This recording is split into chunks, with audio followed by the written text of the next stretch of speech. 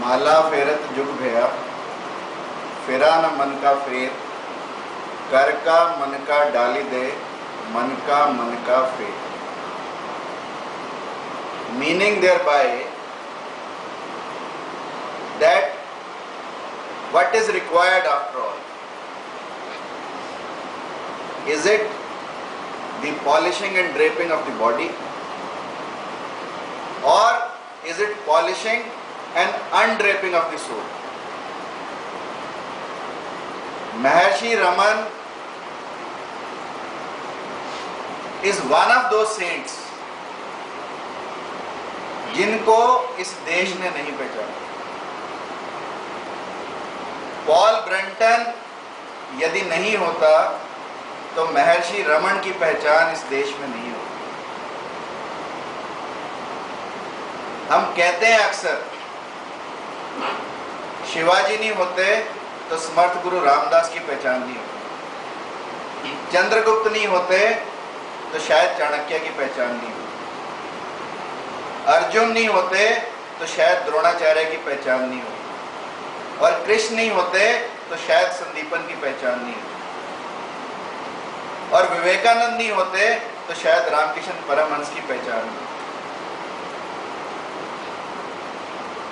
Now, why are we unable to recognize such noble souls? We are unable to recognize because we are stuffed and we are covered with nonsense things in life. Thereby, we lose the recognition of a noble soul. And what to talk about the noble soul of people like Maharshi Raman, we forget ourselves also. हम स्वयं को भूल जाते हैं। महर्षि रमन से किसी ने पूछा कि आत्मा का निवास कहाँ है? आत्मा का निवास, महर्षि Raman, he gave a very simple answer. He said, you mix salt and water. आप पानी में नमक मिलाओ और उसके बाद पानी को चखो। ऊपर के पानी को चखोगे तो भी नमकीन, बीच के पानी को चखोगे तो भी नमकीन, नीचे के पानी को चखोगे तो भी नमकीन, पर नमक कहीं दिखाई नहीं देगा। नमक सब जगह पानी में होते हुए भी कहीं दिखाई नहीं देगा। ऐसे ही आत्मा के साथ है, आत्मा हमारे शरीर में होते हुए भी हमें दिखाई नहीं देती। And the whole research is on recognition of your soul, on identification with your soul. That is the whole research. संतों ने कोई विशेष कार्य नहीं किए। महर्षि रमन को आप ये कहो कि बड़े सारे पहाड़ खोद दिए, कोई कार्य नहीं किया, सिर्फ इतना ही कार्य किया कि अपनी आत्मा को पहचाना। जिन व्यक्तियों ने अपनी आत्मा को पहचाना उन्हें ही हमने संत कहा। और आत्मा को किन्होंने पहचाना? जिन्होंने मानवता के गुणों को पहचाना। मानवता के गुण क्या है? महर्षि रमन से किसी ने कहा कि सच्चा धर्म क्या है,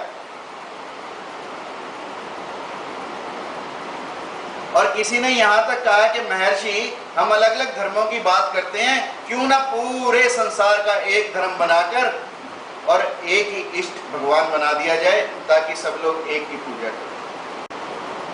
महर्षि रमन ने कहा कि धर्म हम अलग अलग कहते हैं, यही हमारी गलती है। दरअसल इन रियलिटी धर्म एक है, जो सनातन है, जो शाश्वत है, बाकी सब उसकी व्याख्याएं हैं। अलग अलग व्याख्या की वजह से हम अलग अलग धर्म मानते हैं। यदि व्याख्या एक हो जाए तो सभी धर्म भी एक है।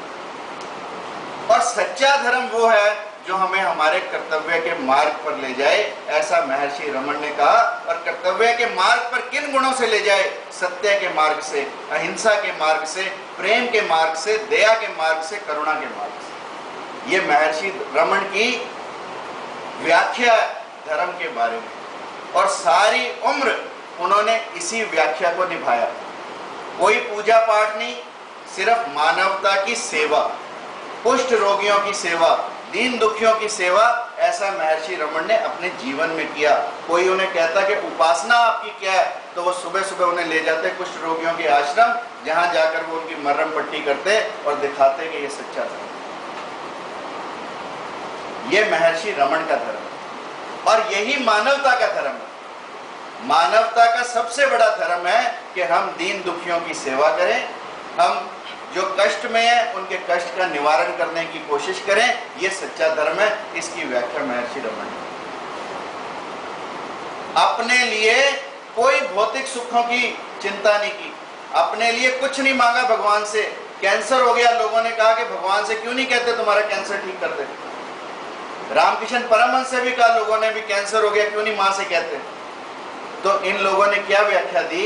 इन लोगों ने ये कहा कि अगर मैं भगवान से कभी कुछ मांगूंगा, वैसे तो भगवान मांगने की चीज नहीं है, अगर भगवान से कभी कुछ मांगूंगा तो दीन दुखियों के कल्याण की बात रखूंगा, ना कि अपने कैंसर के लिए, क्योंकि ये कैंसर तो इस शरीर को है, आत्मा को नहीं, और ये शरीर नश्वर है, इसलिए मुझे इसकी कोई चिंता नहीं। इसलिए परमात्मा को मैं इस छोटी सी चीज के लिए कष्ट नहीं देना चाहता। जो चीज नश्वर है उसके लिए मैं भगवान को कुछ नहीं रखना चाहता, और मैं इसे भगवान का प्रसाद मानता हूं। सबसे बड़ी बात, मैं इस कैंसर को भगवान का प्रसाद मानता हूं, भगवान की इच्छा मानता हूं कि भगवान मुझे ऐसे ही रखना चाहता। कोपीन फट गया अपना, जो वस्त्र डालते हैं ना, फटा पुराना हो, बबूल के कांटे होते हैं ना, सुइयां तो होती नहीं थी, कांटे से सिल रहे। तो किसी ने कहा महर्षि नया कोपीन क्यों नहीं ले लो, अगर आप नहीं ले सकते तो मैं दे देता हूं। तो महर्षि ने उसे कहा कि यदि तुम्हें देना ही है तो वो देख, ठंड में 2 बच्चे बिलख रहे हैं, उनके ऊपर कोपीन डाल दे, उनके ऊपर कंबल डाल दे, उनके ऊपर चादर डाल दे, ये तेरा सच्चा धर्म है। मैं तो इस फटे पुराने से गुजारा करूं। ऐसे लोग हमारी धरती पर हुए, हमें इस बात का फक्र है, परंतु सिर्फ फक्र नहीं रहना चाहिए, हमें उनके बताए रास्ते पर चलना चाहिए, उनके बताए मार्ग पर चलना चाहिए, उनके गुणों को अपने जीवन में सम्मिलित करना चाहिए। Thank you very much.